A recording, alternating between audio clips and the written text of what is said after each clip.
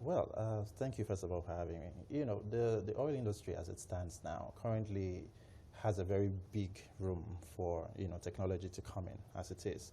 The challenge here, as you know, that we have now is the fact that the industry is not really embracing, technology as it is. So people don't really understand the need for technology, even though technology makes things easier, as you know. So it's just where we are now.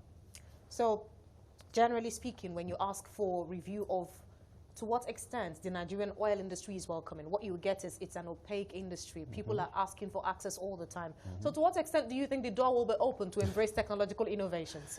Well, it's work in progress. I know you programmers and digital people say you're solving problems. I tried at programming, I failed, just so we know that. But I do know that you attempt a lot, or you say that you want to solve problems. This is a sector that is synonymous with opacity, lack of access, but you need access in. Exactly. So to what extent would you say you've gotten interest from maybe investors or participants within the sector, stakeholders who have said, okay, we know what you're doing. This is tech solving the problem. Every sector in the world is going to tech. Come in and take this section and let's see what we can do together. Have you got that? Yeah, unfortunately, it's almost as though the tech space in Nigeria, especially putting technology into solving problems, most investors actually wait for you to make a move, being that you must have completed at least a certain percentage of your project before they decide to come in. In other words, they need you to demonstrate efficiency before they put their money. So this has been a major, major challenge because, yes, technology is accepted everywhere in the world, but Nigeria, for instance, the Port Harcourt refinery, for instance, was built in the 70s, and the capacity is about, I think, 150,000 barrels per day. But if you look at the refinery now, it works about 10% capacity because there's a need for modern technology. So let's attempt some practicality now. How can technology or an app resolve issues with the Port Harcourt refinery? Attempt practicality. Okay, now it's not, That's question 1A, then we'll go to 1B. Now, there are two parts of technology, as you know. There's the software, and also there's, of course, the hardware. Now, there are two processes in the refinery. The hardware need for technology, bringing modern technology to help in the refining process, to help in reducing the cost in terms of power, in terms of so many other aspects. Now, for the application in terms of distribution, in terms of scheduling, to be able to get, we still depend on the trucking system in Nigeria, of course. So in terms of we get adequate scheduling to be able to get the product out of the refinery. So those are the two areas, both in the hardware and also in the software. Looking at the software, I know you have an app, Petrol app, and you're looking to essentially help marry communications, to use that expression, between marketers and suppliers and traders. These are people whose focus at the moment are two key things. Give me my subsidy, give me my supply money, to which I am accrued to which I am entitled to, rather, from the government, and then I supply to the economy. But you're selling me an app, and you want me to jump on the app. To what extent are they open to that? No. To what extent have you been able, let me flip it now, to help them see that as a solution to problems in the sector?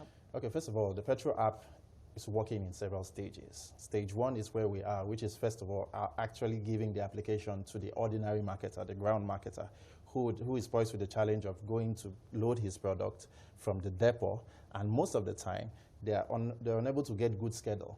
So you have the traffic jam where the truck is just deployed to maybe a particular location. Okay, go and wait there. The typical marketer will tell his driver, André, I have been in that traffic. Go and wait there. So in this case, the Petrol app seeks to do one thing among so many, which is trying to schedule the drivers and the truck owners to be able to load adequately from what depot they might want to load from. So that's what basically the app is doing in stage one.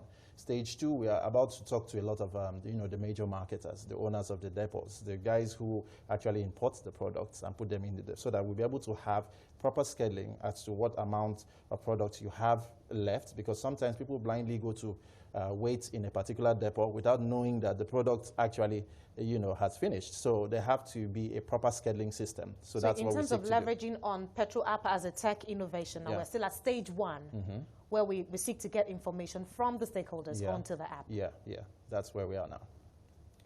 So in terms of navigating, when I first saw the Petrol app site, I thought navigating challenges and socio-cultural issues. André, I have been in that traffic on Apapa, and I have seen and related with the motor boys who are instruments of the marketers. They are the ones, the marketers are after volumes, and then they get their naira and kobo on each liter.